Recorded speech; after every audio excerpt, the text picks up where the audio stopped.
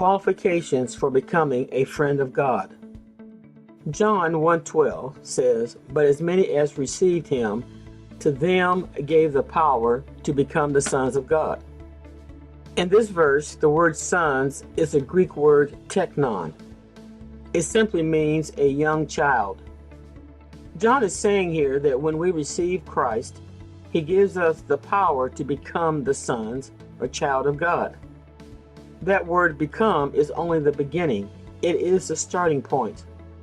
Too many times we skip to John 15:15 and want to be friends with God.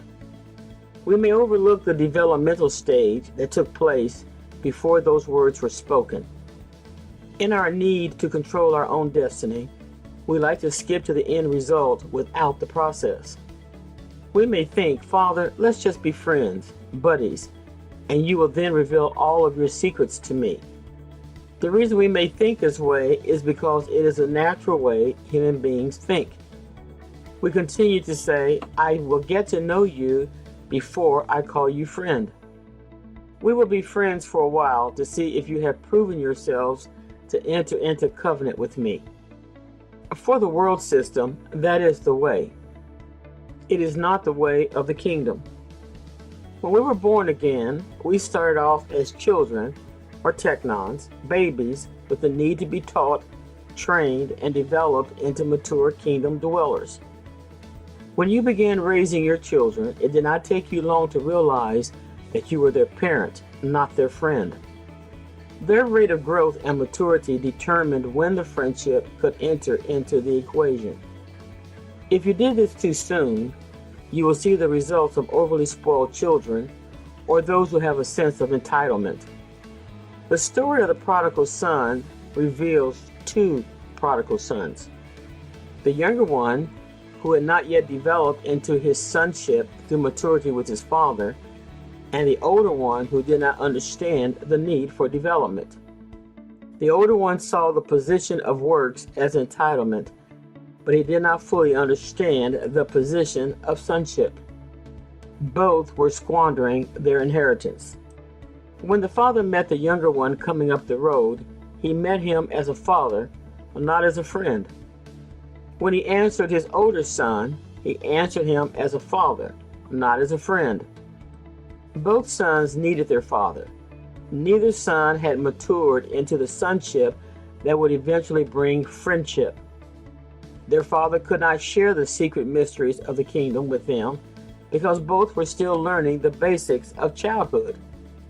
Everything in the kingdom, every position in the kingdom, is a starting point for developing into maturity. We readily accept this fact in our ministry gifts, but are not always aware that this starting point is more important in the area of sonship. Until this is understood and embraced, our ministry gifts are underdeveloped. We may think we are walking in more light than others because of our education or our ability to gather people or wow them with our spiritual gifts. In actuality, our pulpits are full of the teachers or instructors that Paul mentions in 1 Corinthians 4:15, who are not yet qualified as fathers because they skipped the developmental stage of becoming a son and simply went into ministry, blaming the wilderness on the devil. No child is born into this world fully equipped and mature to fulfill their potential the day they were born. The same holds true for those born again into the kingdom. Jesus knew a lot at the age of 12. He was not recognized as a son of God until he was 30. He had not yet preached a sermon or performed any ministry functions as we know them today. I cannot emphasize enough that we do not allow our professions and ministries to take precedence over sonship. When we take the freedom to start or become as sons of God, we are then developed into our sonship, the way that he developed Jesus into his sonship. There will always be a Joseph sent into our lives to help us in that process. The name Joseph means that God will add. Don't you think it's strange that it is the earth that is crying out for the manifestation of matured sons? Why isn't the body of Christ sending forth that cry? As we develop into the friendship with Him, reserved only for sons, we will be qualified to make that cry.